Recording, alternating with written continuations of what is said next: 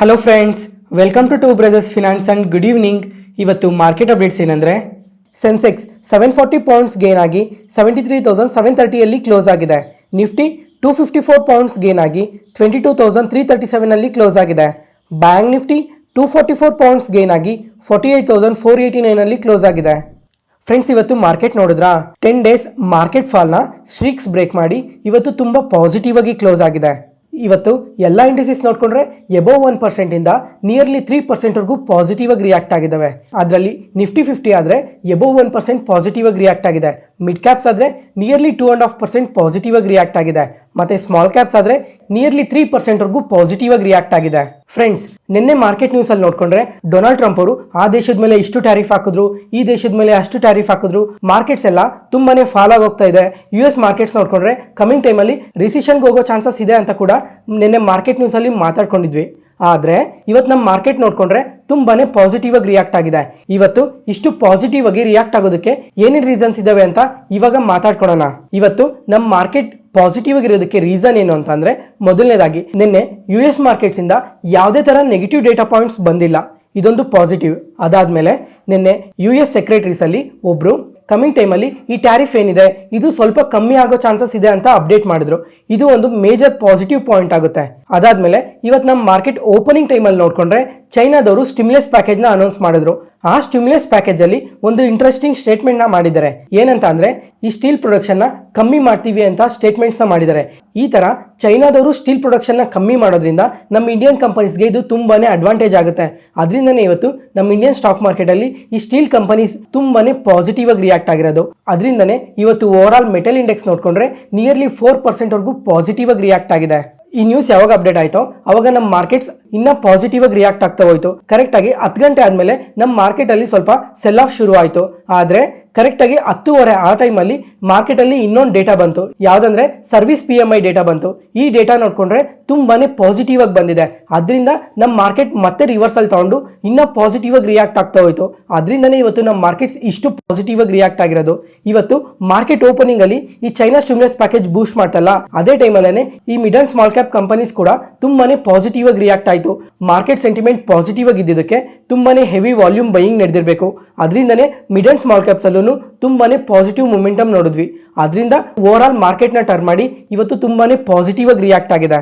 ಆದ್ರೆ ಫ್ರೆಂಡ್ಸ್, ಇವತ್ತು ಮಾರ್ಕೆಟ್ ಏನ್ ಬೆಳೆದಿದೆ ಇದು ಜಸ್ಟ್ ಸ್ವಲ್ಪ ಡೇಟಾ ಪಾಯಿಂಟ್ಸ್ ಇಂದ ಮಾತ್ರನೇ.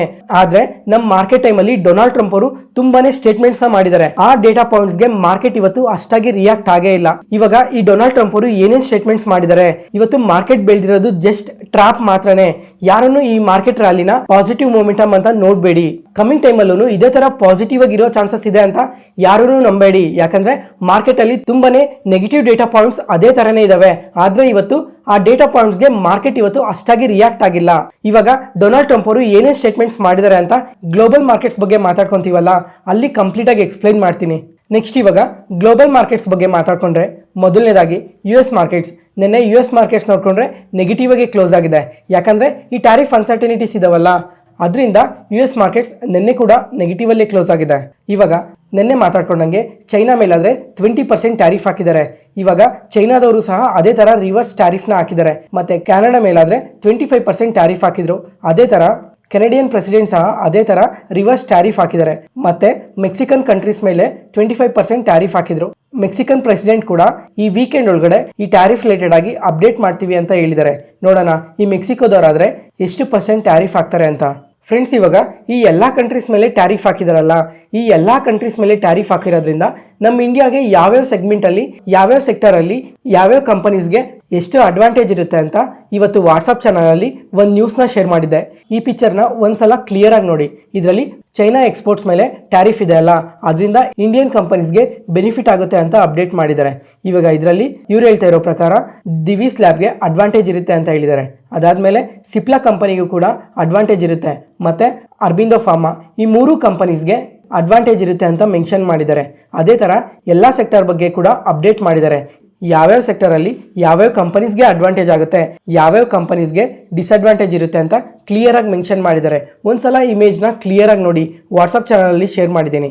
ಹೊಸದಾಗಿ ಯಾರಾದರೂ ನನ್ನ ವಿಡಿಯೋಸ್ನ ನೋಡ್ತಾ ಇದ್ರೆ ವಾಟ್ಸಪ್ ಚಾನಲ್ ಲಿಂಕ್ ಡಿಸ್ಕ್ರಿಪ್ಷನ್ ಇರುತ್ತೆ, ಡಿಸ್ಕ್ರಿಪ್ಷನಲ್ಲಿ ಕೊಟ್ಟಿರ್ತೀನಿ, ಒಂದ್ಸಲ ಚೆಕ್ ಮಾಡಿ. ನೆಕ್ಸ್ಟ್ ಅದಾದಮೇಲೆ ಫ್ರೆಂಡ್ಸ್, ಇವಾಗ ಹೇಳೋ ಡೇಟಾ ಪಾಯಿಂಟ್ಸ್ನ ಪ್ರತಿಯೊಬ್ಬರೂ ಕ್ಲಿಯರಾಗಿ ನೆನ್ಪಿಟ್ಕೊಳ್ಳಿ. ಇವಾಗ ಈ ಡೇಟಾ ಪಾಯಿಂಟ್ಸ್ ಎಲ್ಲ ತುಂಬಾ ಇಂಪಾರ್ಟೆಂಟ್ ಆಗಿರುತ್ತೆ. ಅದಕ್ಕೋಸ್ಕರ ಇವತ್ತು ಡೊನಾಲ್ಡ್ ಟ್ರಂಪ್ ಅವರು ಒಂದು ಕಾಂಗ್ರೆಸ್ ಮೀಟಿಂಗ್ ಅಲ್ಲಿ ತುಂಬಾನೇ ಡೇಟಾ ಬಗ್ಗೆ ಮಾತಾಡಿದ್ದಾರೆ. ಟ್ಯಾರಿಫ್ ರಿಲೇಟೆಡ್ ಆಗಿ, ಯುಕ್ರೇನ್ ಜೊತೆ ಪೀಸ್ ನೆಗೋಸಿಯೇಷನ್ ಬಗ್ಗೆ, ಹೊಸ ಅಡ್ಮಿನಿಸ್ಟ್ರೇಷನ್ ಪಾಲಿಸೀಸ್ ಬಗ್ಗೆ, ಈ ತರ ತುಂಬಾನೇ ಡೇಟಾ ಪಾಯಿಂಟ್ಸ್ ಬಗ್ಗೆ ಎಲ್ಲ ಇವತ್ತು ಮಾತಾಡಿದ್ದಾರೆ. ಆದ್ರೆ ಈ ಟ್ಯಾರಿಫ್ ರಿಲೇಟೆಡ್ ಆಗಿ 3 ಡೇಟಾ ಪಾಯಿಂಟ್ಸ್ ಬಗ್ಗೆ ಅಪ್ಡೇಟ್ ಮಾಡ್ತೀನಿ, ಯಾಕಂದ್ರೆ ಇವು ನಮ್ಮ ಮಾರ್ಕೆಟ್ಗೆ ತುಂಬಾನೇ ಇಂಪಾರ್ಟೆಂಟ್ ಆಗಿರುತ್ತೆ. ಅದ್ರ ಜೊತೆಗೆ ಈ 3 ಡೇಟಾ ಪಾಯಿಂಟ್ಸ್ ಬಗ್ಗೆ ಮುಂಚೆಯಿಂದನೂ ಮಾತಾಡ್ಕೊಂಡು ಬಂದಿದ್ವಿ. ಆದ್ರೆ ಡೊನಾಲ್ಡ್ ಟ್ರಂಪ್ ಅವರು ಇವತ್ತು ಮತ್ತೆ ಈ ಡೇಟಾ ಪಾಯಿಂಟ್ಸ್ನ ಹೈಲೈಟ್ ಮಾಡಿದ್ದಾರೆ. ಮೊದಲನೇ ಡೇಟಾ ಪಾಯಿಂಟ್ ಏನು ಅಂದ್ರೆ, ಇವಾಗ ಈ ರೆಸಿಪ್ರೋಕಲ್ ಟ್ಯಾರಿಫ್ ಬಗ್ಗೆ ಮಾತಾಡ್ತಾ ಇದ್ವಲ್ಲ, ಈ ರೆಸಿಪ್ರೋಕಲ್ ಟ್ಯಾರಿಫ್ ಅಲ್ಲಿ ಇಂಡಿಯಾ, ಚೈನಾ, ಸೌತ್ ಆಫ್ರಿಕಾ ಈ 3 ಕಂಟ್ರೀಸ್ ಮೇಲೆ ತುಂಬಾನೇ ಹೈ ಟ್ಯಾರಿಫ್ ಇರುತ್ತೆ ಅಂತ ಹೇಳಿದ್ದಾರೆ. ಇವಾಗ ಎರಡನೇ ಡೇಟಾ ಪಾಯಿಂಟ್ ಏನು ಅಂದ್ರೆ, ಇವಾಗ ಟ್ರಂಪ್ ಅವರು ಚೈನಾ ಮೇಲೆ ಟ್ಯಾರಿಫ್ ಹಾಕಿದ್ರು, ಚೈನಾದವರು ಅದೇ ತರ ಟ್ಯಾರಿಫ್ ಹಾಕಿದ್ರು. ಈ ತರ ಎಂದೂ ಮಾಡಬಾರ್ದು. ಇವಾಗ ನಾವೇನಾದ್ರು ರೆಸಿಪ್ರೋಕಲ್ ಟ್ಯಾರಿಫ್ ಹಾಕಿದ್ವಿ ಅಂದರೆ ಆ ರೆಸಿಪ್ರೋಕಲ್ ಟ್ಯಾರಿಫ್ ಅಷ್ಟೇ ಇರಬೇಕು. ಅದು ಬಿಟ್ಟು ನೀವು ಮತ್ತೆ ನಮ್ಮ ಮೇಲೆ ರಿವರ್ಸ್ ಟ್ಯಾರಿಫ್ ಹಾಕಿದ್ರೆ ನಾವು ಸಹ ಮತ್ತೆ ರಿವರ್ಸ್ ಟ್ಯಾರಿಫ್ ಹಾಕ್ತೀವಿ ಅಂತ ಅಪ್ಡೇಟ್ ಮಾಡಿದ್ದಾರೆ. ಇದಕ್ಕೆ ಅರ್ಥ ಏನು ಅಂತ ಅಂದರೆ, ನಾವು ಒಂದ್ಸಲ ಟ್ಯಾರಿಫ್ ಹಾಕಿದ್ಮೇಲೆ ಅದು ಅಷ್ಟೇ ಸ್ಟಾಪ್ ಮಾಡಬೇಕು, ನೀವು ಮತ್ತೆ ನಮಗೆ ರಿವರ್ಸ್ ಟ್ಯಾರಿಫ್ ಹಾಕೋಂಗಿಲ್ಲ ಅಂತ ಡೈರೆಕ್ಟಾಗಿ ಹೇಳಿದ್ದಾರೆ. ನೆಕ್ಸ್ಟ್ ಅದಾದಮೇಲೆ ಅಲ್ಯೂಮಿನಿಯಂ, ಕಾಪರ್, ಲುಂಬರ್, ಸ್ಟೀಲ್ ಈ ಎಲ್ಲ ಮೆಟಲ್ಸ್ ಮೇಲೆ 25% ಟ್ಯಾರಿಫ್ ಇರುತ್ತೆ ಅಂತ ಹೇಳಿದ್ದಾರೆ. ಇವಾಗ ಇದು ನಮಗೆ ಡಿಸ್ಅಡ್ವಾಂಟೇಜ್ ಆಗುತ್ತೆ, ಯಾಕಂದರೆ ಇವತ್ತು ಚೈನಾದಲ್ಲಿ ಸ್ಟೀಲ್ ಪ್ರೊಡಕ್ಷನ್ನ ಕಮ್ಮಿ ಮಾಡಿದ್ದಾರೆ ಅಂತ ನಮ್ಮ ಇಂಡಿಯಾಗೆ ಇದು ಅಡ್ವಾಂಟೇಜ್ ಆಗುತ್ತೆ ಅಂತ ಇಂಡಿಯನ್ ಕಂಪನೀಸ್ ತುಂಬಾ ಪಾಸಿಟಿವ್ ಆಗಿ ರಿಯಾಕ್ಟ್ ಆಗಿದ್ದಾವೆ. ಇವಾಗ ನೆಕ್ಸ್ಟ್ ಮಂತ್ ಏಪ್ರಿಲ್ 2ಗೆ ಈ ರೆಸಿಪ್ರೋಕಲ್ ಟ್ಯಾರಿಫ್ ಎಲ್ಲ ಇಂಪ್ಲಿಮೆಂಟ್ ಆಗುತ್ತೆ. ಅವಾಗಿಂದ ಈ ಸ್ಟೀಲ್, ಅಲ್ಯೂಮಿನಿಯಂ, ಕಾಪರ್ ಇದ್ರ ಮೇಲೆಲ್ಲ 25% ಟ್ಯಾರಿಫ್ ಇರುತ್ತಲ್ಲ, ಅದರಿಂದ ಇದು ನಮ್ಮ ಕಂಪನೀಸ್ಗೆ ಅಷ್ಟು ಅಡ್ವಾಂಟೇಜ್ ಏನಾಗಲ್ಲ.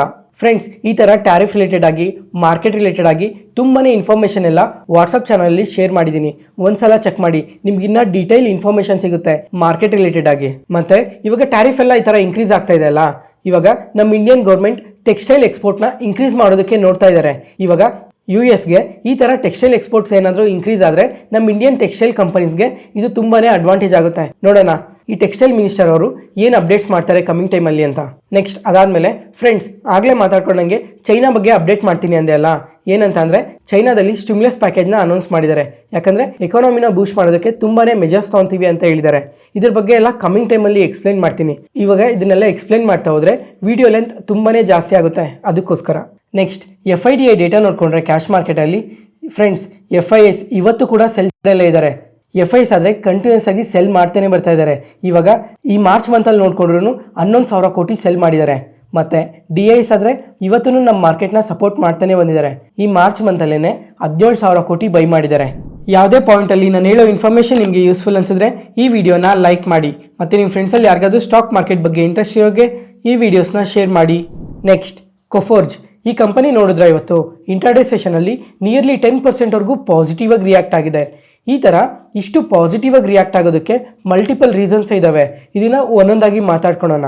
ಮೊದಲನೇದಾಗಿ ಒಂದು ಮೆಗಾ ಮಲ್ಟಿ ಇಯರ್ ಡೀಲ್ನ ಸೈನ್ ಮಾಡಿದ್ದಾರೆ ಸಾಬ್ರೆ ಕಾರ್ಪೊರೇಷನ್ ಕಂಪನಿ ಜೊತೆ. ಇದೊಂದು global leading travel tech company. ಈ ಕಂಪನಿ ಜೊತೆ 13 ವರ್ಷ ಡೀಲ್ನ ಸೈನ್ ಮಾಡ್ಕೊಂಡಿದ್ದಾರೆ. ಟೋಟಲ್ ಈ ಡೀಲ್ ವರ್ತ್ ಬಂದು 1350 crores ಅಂತ ಅಪ್ಡೇಟ್ ಮಾಡಿದ್ದಾರೆ. ಈ ಥರ ಮಲ್ಟಿ ಇಯರ್ ಡೀಲ್ನ ಸೈನ್ ಮಾಡಿರೋದ್ರಿಂದ ಕನ್ಸಿಸ್ಟೆಂಟ್ ಆಗಿ ರೆವಿನ್ಯೂಸ್ ಬರುತ್ತೆ ಅಂತ ಇಷ್ಟು ಪಾಸಿಟಿವ್ ಆಗಿ ರಿಯಾಕ್ಟ್ ಆಗಿದೆ. ಸೆಕೆಂಡ್ನೇ ರೀಸನ್ ಏನು ಅಂತ ಅಂದರೆ, first time Coforge company stock ಸ್ಪ್ಲಿಟ್ನ ಅನೌನ್ಸ್ ಮಾಡಿದ್ದಾರೆ 1:5 ರೇಷಿಯೋದಲ್ಲಿ. ಇವಾಗ ನಿಮ್ಮ ಹತ್ರ ಕೊಫೋರ್ಜ್ ಕಂಪನಿದು 1 ಶೇರ್ ಇದ್ರೆ ಅದು ಕಮಿಂಗ್ ಟೈಮಲ್ಲಿ 5 ಶೇರ್ಸ್ ಆಗುತ್ತೆ. ಈ ಥರ ಸ್ಟಾಕ್ ಸ್ಪ್ಲಿಟ್ ಇದೆ ಅಂತ ಸಹ ಈ ಕಂಪನಿಯಲ್ಲಿ ಹೆವಿ ವಾಲ್ಯೂಮ್ ಬೈಯಿಂಗ್ ನಡೆದಿರಬೇಕು, ಅದರಿಂದ ಸಹ ಇವತ್ತು ಪಾಸಿಟಿವ್ ಆಗಿ ರಿಯಾಕ್ಟ್ ಆಗಿರ್ಬೋದು.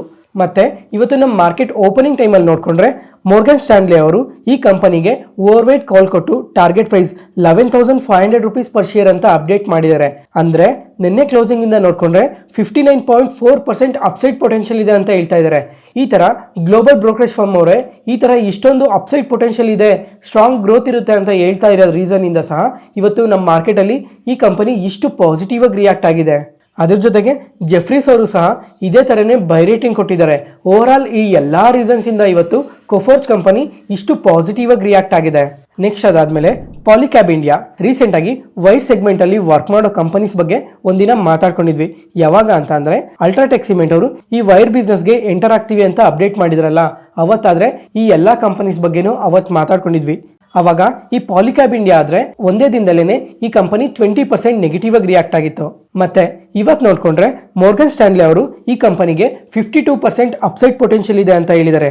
ಮತ್ತೆ ಈ ಕಂಪನಿಗೆ ಓವರ್ ವೇಟ್ ಕಾಲ್ ಕೊಟ್ಟು target price 7,395 rupees per share ಅಂತ ಅಪ್ಡೇಟ್ ಮಾಡಿದ್ದಾರೆ. ಇದಕ್ಕೆ ರೀಸನ್ಸ್ ಏನು ಹೇಳ್ತಾ ಇದ್ದಾರೆ ಅಂತ ನೋಡ್ಕೊಂಡ್ರೆ, ಲಾಸ್ಟ್ ಟೈಮ್ ಮ್ಯಾನೇಜ್ಮೆಂಟ್ ಅವರು ಏನು ಹೇಳಿದ್ರು ಅಂದ್ರೆ ಈ Q4 ಅಲ್ಲಿ ಸ್ಟ್ರಾಂಗ್ ಗ್ರೋತ್ ಇರುತ್ತೆ ಅಂತ ಪಾಸಿಟಿವ್ ಕಮೆಂಟ್ಸ್ ನ ಮಾಡಿದ್ರು.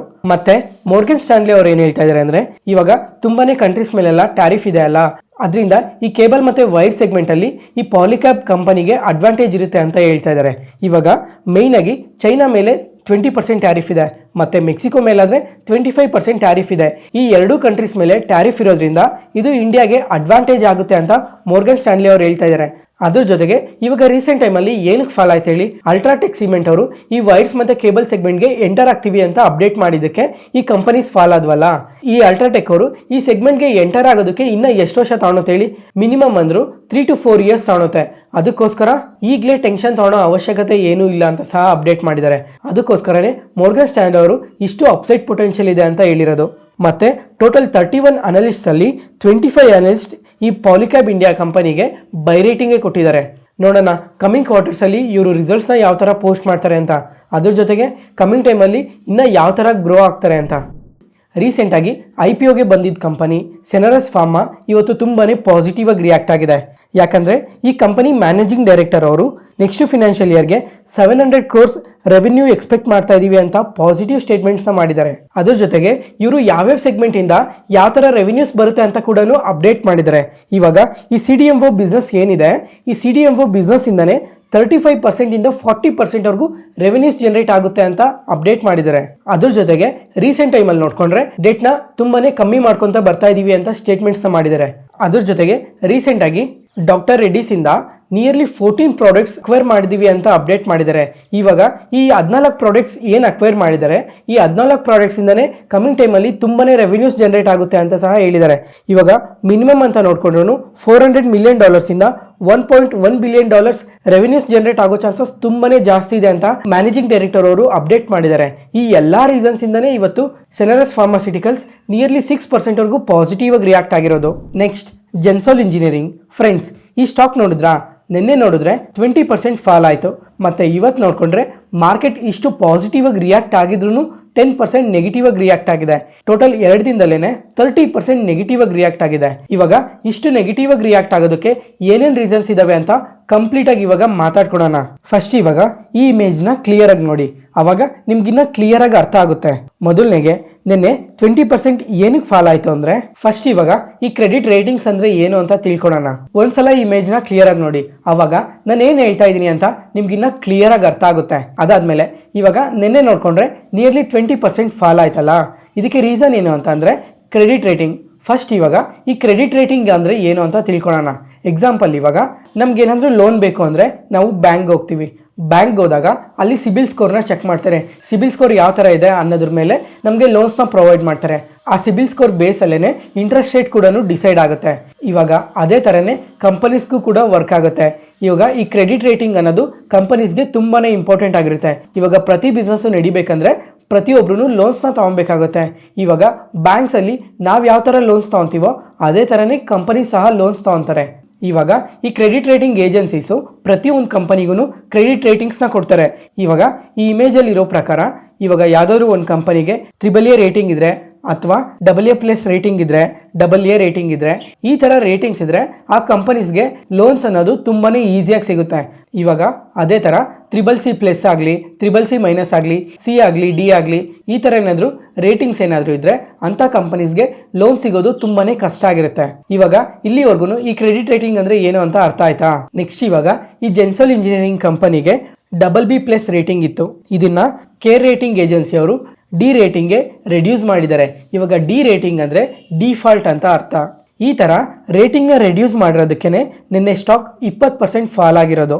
ಈ ಥರ ರೇಟಿಂಗ್ನ ರೆಡ್ಯೂಸ್ ಮಾಡೋದಕ್ಕೆ ರೀಸನ್ ಏನು ಅಂತ ನೋಡ್ಕೊಂಡ್ರೆ, ಮೊದಲನೇದಾಗಿ ಇವರು ಲೋನ್ ರೀಪೇಮೆಂಟ್ನ ಟೈಮ್ಗೆ ಮಾಡ್ತಾ ಇಲ್ಲ, ಮತ್ತೆ ಈ ಲೋನ್ಸ್ ಮೇಲೆ ಇರೋ ಓವರ್ಡ್ಯೂಸ್ ಹೆಚ್ಚಾಗ್ತಾನೆ ಇದಾವೆ ಅಂತ ಕೇರ್ ರೇಟಿಂಗ್ ಏಜೆನ್ಸಿ ಅವರು ಅಪ್ಡೇಟ್ ಮಾಡಿದ್ದಾರೆ. ಅದಕ್ಕೋಸ್ಕರನೇ ಅಷ್ಟು ಫಾಲ್ ಆಗಿರೋದು. ಮತ್ತೆ ಇವತ್ತು ನೋಡ್ಕೊಂಡ್ರು 10% ಫಾಲ್ ಆಗಿದೆ. ICRA ಇದು ಸಹ ಒಂದು ರೇಟಿಂಗ್ ಏಜೆನ್ಸಿ, ಇವರು ಸಹ ಈ ಕಂಪನಿಗೆ D ರೇಟಿಂಗ್ ಕೊಟ್ಟಿದ್ದಾರೆ. ಇದಕ್ಕೆ ರೀಸನ್ ಏನು ಹೇಳ್ತಾ ಇದ್ದಾರೆ ಅಂದರೆ ಸ್ವಲ್ಪ ಫಾಲ್ಸ್ ಡಾಕ್ಯುಮೆಂಟ್ನ ಸಬ್ಮಿಟ್ ಮಾಡಿದ್ದಾರೆ ಅಂತ ಅಪ್ಡೇಟ್ ಮಾಡಿದ್ದಾರೆ. ಇದ್ರ ಜೊತೆಗೆ ಈ ಕಂಪನಿಯಲ್ಲಿ ಪ್ರಮೋಟರ್ ಹೋಲ್ಡಿಂಗ್ಸ್ ಎಷ್ಟಿದೆಯೋ ಆ ಪ್ರಮೋಟರ್ ಹೋಲ್ಡಿಂಗ್ಸಲ್ಲಿ 85% ಹೋಲ್ಡಿಂಗ್ಸ್ನ ಪ್ಲೆಡ್ಜ್ ಮಾಡಿದ್ದಾರೆ ಅಂತ ಕೂಡ ಅಪ್ಡೇಟ್ ಆಗಿದೆ. ಅದ್ರ ಜೊತೆಗೆ ಈ ಕಂಪನಿಯಲ್ಲಿ ಸ್ವಲ್ಪ ಕಾರ್ಪೊರೇಟ್ ಗವರ್ನೆನ್ಸ್ ಇಶ್ಯೂ ಕೂಡ ಇದೆ. ಈ ಓವರ್ ಆಲ್ ಎಲ್ಲ ರೀಸನ್ಸಿಂದನೂ ಈ ಜೆನ್ಸಾಲ್ ಇಂಜಿನಿಯರಿಂಗ್ ಕಂಪನಿ ಇಷ್ಟು ನೆಗೆಟಿವ್ ಆಗಿ ರಿಯಾಕ್ಟ್ ಆಗ್ತಾ ಇರೋದು. Next, Welspun speciality solutions. ಈ ಕಂಪನಿ ಇವತ್ತು 5% ಪಾಸಿಟಿವ್ ಆಗಿ ರಿಯಾಕ್ಟ್ ಆಗಿದೆ. ಯಾಕಂದರೆ ಈ ಕಂಪನಿಗೆ 232 crores ವರ್ತ್ ಆರ್ಡರ್ ಬಂದಿದೆ ಭಾರತ್ ಹೆವಿ ಎಲೆಕ್ಟ್ರಾನಿಕ್ಸ್ ಕಂಪನಿಯಿಂದ. ಈ ಆರ್ಡರಲ್ಲಿ 4050 ಟನ್ಸ್ ಸ್ಟೈನ್ಲೆಸ್ ಸ್ಟೀಲ್ನ ಸಪ್ಲೈ ಮಾಡಬೇಕು ಅಂತ. ಏನಕ್ಕಂದರೆ ಒಂದು ಥರ್ಮಲ್ ಪವರ್ ಪ್ರಾಜೆಕ್ಟ್ಗೋಸ್ಕರ ಅಂತ ಅಪ್ಡೇಟ್ ಮಾಡಿದ್ದಾರೆ. ಮತ್ತು ಇವತ್ತು ಈ ರೈಲ್ವೆ PSU ಕಂಪನೀಸ್ ನೋಡಿದ್ರಾ ತುಂಬಾ ಪಾಸಿಟಿವ್ ಆಗಿ ರಿಯಾಕ್ಟ್ ಆಗಿದ್ದಾವೆ. ಎಂದೇ ಆಗಲಿ ಯಾವ್ದಾದ್ರು ಒಂದು PSU ಕಂಪನಿ ಪಾಸಿಟಿವ್ ಆಗಿ ರಿಯಾಕ್ಟ್ ಆಗ್ತಾ ಇದೆ ಅಂದರೆ ಇನ್ನು ಮಿಕ್ಕಿರೋ ಕಂಪನೀಸಲ್ಲೆಲ್ಲ ತುಂಬಾ ಹೆವಿ ವಾಲ್ಯೂಮ್ ಬೈಯಿಂಗ್ಸ್ ನಡೆಯುತ್ತೆ. ಅದರಿಂದನೇ ಈ ರೈಲ್ವೆ PSU ಕಂಪನೀಸ್ ಎಲ್ಲ ಇವತ್ತು ಇಷ್ಟು ಪಾಸಿಟಿವ್ ಆಗಿ ರಿಯಾಕ್ಟ್ ಆಗಿರೋದು. ಇವಾಗ ಮೊದಲು ಈ RVNL ಕಂಪನಿಗೆ 729 crores ಆರ್ಡರ್ ಬಂದಿದೆ ಹಿಮಾಚಲ್ ಪ್ರದೇಶ್ ಸ್ಟೇಟ್ ಎಲೆಕ್ಟ್ರಿಸಿಟಿ ಬೋರ್ಡಿಂದ. ಈ ಆರ್ಡರ್ ಬಂದಿದೆ ಅಂತ ಎಕ್ಸ್ಚೇಂಜ್ ಫೈಲಿಂಗ್ಗೆ ಅಪ್ಡೇಟ್ ಮಾಡಿದ್ರು. ಮತ್ತೆ ಅವಾಗ ನೋಡ್ಕೊಂಡ್ರೆ ಈ ಕಂಪನಿ ಏನೋ ಪಾಸಿಟಿವ್ ಆಗಿ ರಿಯಾಕ್ಟ್ ಆಯಿತು. ಮತ್ತೆ ಈ ಕಂಪನಿ ಪಾಸಿಟಿವ್ ಆಗಿ ರಿಯಾಕ್ಟ್ ಆಗ್ತಾ ಇದೆ ಅಂತ ಇನ್ನು ಮಿಕ್ಕಿರೋ ರೈಲ್ವೆ PSU ಕಂಪನೀಸ್ ಎಲ್ಲ ಪಾಸಿಟಿವ್ ಆಗಿ ರಿಯಾಕ್ಟ್ ಆಗಿದೆ. ಅದ್ರ ಜೊತೆಗೆ ಇವತ್ತು ಮಾರ್ಕೆಟ್ ಸೆಂಟಿಮೆಂಟ್ ಕೂಡ ಪಾಸಿಟಿವ್ ಆಗಿ ರಿಯಾಕ್ಟ್ ಆಗಿತ್ತಲ್ಲ, ಅದಕ್ಕೋಸ್ಕರ ಈ ರೈಲ್ವೆ PSU ಕಂಪನೀಸ್ ಎಲ್ಲ ಇಷ್ಟು ಪಾಸಿಟಿವ್ ಆಗಿ ರಿಯಾಕ್ಟ್ ಆಗಿರೋದು. Next, force motors. ರೀಸೆಂಟಾಗಿ ಈ February month auto size post ಮಾಡಿದಾಗ ತುಂಬಾ ಕಂಪನೀಸ್ ಎಲ್ಲ ವೀಕ್ ಆಟೋ ಸೈಜ್ ಡೇಟಾನ ಪೋಸ್ಟ್ ಮಾಡಿದ್ರು. ಆವಾಗ ಈ ಆಟೋ ಕಂಪನೀಸ್ ಎಲ್ಲ ತುಂಬಾ ನೆಗೆಟಿವ್ ಆಗಿ ರಿಯಾಕ್ಟ್ ಆಗಿದ್ವು. ಮತ್ತು ಇವತ್ತು ಈ ಫೋರ್ಸ್ ಮೋಟರ್ ಅವರು ಫೆಬ್ರವರಿ ಮಂತ್ ಆಟೋ ಸೈಜ್ ಡೇಟಾನ ಪೋಸ್ಟ್ ಮಾಡಿದ್ದಾರೆ. ಇಯರ್ ಆನ್ ಇಯರಲ್ಲಿ 46% ಸೇಲ್ಸ್ ವಾಲ್ಯೂಮ್ಸ್ ಇನ್ಕ್ರೀಸ್ ಆಗಿದೆ. ಅದರಿಂದನೇ ಇವತ್ತು ಇಂಟರ್ಡೇ ಸೆಷನಲ್ಲಿ ನಿಯರ್ಲಿ 5%ವರೆಗೂ ಪಾಸಿಟಿವ್ ಆಗಿ ರಿಯಾಕ್ಟ್ ಆಗಿರೋದು. ಅದಾದಮೇಲೆ ಇವತ್ತು ಅವಂತಿ ಫಿಟ್ಸ್ ನೋಡಿದ್ರಾ 10% ಪಾಸಿಟಿವ್ ಆಗಿ ರಿಯಾಕ್ಟ್ ಆಗಿದೆ. ಅದಾದಮೇಲೆ ಸ್ಪೈಸ್ ಜೆಟ್ ಕಂಪನಿ ಸಹ ನಿಯರ್ಲಿ 6% ಪಾಸಿಟಿವ್ ಆಗಿ ರಿಯಾಕ್ಟ್ ಆಗಿದೆ. ಯಾಕಂದರೆ ಈ ಎರಡು ಕಂಪನೀಸಲ್ಲಿ ಇವತ್ತು ಬ್ಲಾಕ್ ಡೀಲ್ಸ್ ನಡೆದಿದೆ. ಅದರಿಂದನೇ ಇಷ್ಟು ಪಾಸಿಟಿವ್ ಆಗಿ ರಿಯಾಕ್ಟ್ ಆಗಿರೋದು. ಇವತ್ತಿಗೆ ಅಪ್ಡೇಟ್ಸ್ ಮುಗೀತು. ಈ ವಿಡಿಯೋ ಇಷ್ಟ ಆದರೆ ಲೈಕ್ ಮಾಡಿ, ಶೇರ್ ಮಾಡಿ, ಸಬ್ಸ್ಕ್ರೈಬ್ ಆಗಿ. ಮತ್ತೆ ನಾಳೆ ಹೊಸ ಸ್ಟಾಕ್ ಮಾರ್ಕೆಟ್ ನ್ಯೂಸ್ ಅನಾಲಿಸಿಸ್ ವಿಡಿಯೋಲಿ ಸಿಗೋಣ. ನಾನು ಹೇಳಿದ ಇನ್ಫಾರ್ಮೇಷನಲ್ಲಿ ಯಾವುದೇ ಥರ ಡೌಟ್ ಇದ್ದರೂ ಕಮೆಂಟ್ ಸೆಷನಲ್ಲಿ ಕಮೆಂಟ್ ಮಾಡಿ. ಪ್ರತಿಯೊಂದು ಕಮೆಂಟ್ಗೂ ರಿಪ್ಲೈ ಕೊಡ್ತೀನಿ. Thank you.